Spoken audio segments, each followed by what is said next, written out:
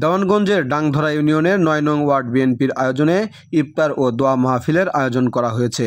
বৃহস্পতিবার বিকালে পাথরের চর বাজারে এই ইফতার মাহফিলের আয়োজন করা হয়। সে সময় প্রধান অতিথি হিসাবে উপস্থিত ছিলেন আলহাজ মোহাম্মদ আখিরুজ্জামান নয়া। সভাপতি হিসাবে উপস্থিত ছিলেন জনাব মোহাম্মদ ফরহাদ হোসেন, ৯ নং ওয়ার্ড বিএনপি।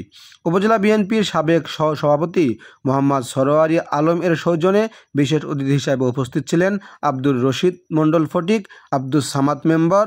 এই সময় যুবদল, ছাত্রদল, স্বেচ্ছাসেবক দল, কৃষক দল, শ্রমিক দল সহ বিভিন্ন অঙ্গ সংগঠনের শত শত নেতাকর্মী উক্ত ইফতার মাহফিলে অনুষ্ঠিত হয়েছিল। দীর্ঘ 17 বছর আমরা যারা জেল জুলুম, মামলা হামলা সমস্ত কিছুর মোকাবেলা করে এই ডাংধরা ইউনিয়ন পরিচালিত করে আসছি, আমরা যারা সিনিয়র এবং যুবদল, ছাত্রদল যারা ছিলাম, এমন কোন রাত্রি আমরা সঠিকভাবে ঘুমাতে পারি নাই। 5 তারিখের পর কিছু বিএনপি নামধারী হায়ানারা তারা আমাদের উপর ঝাঁপিয়ে পড়ার জন্য চেষ্টা করছে।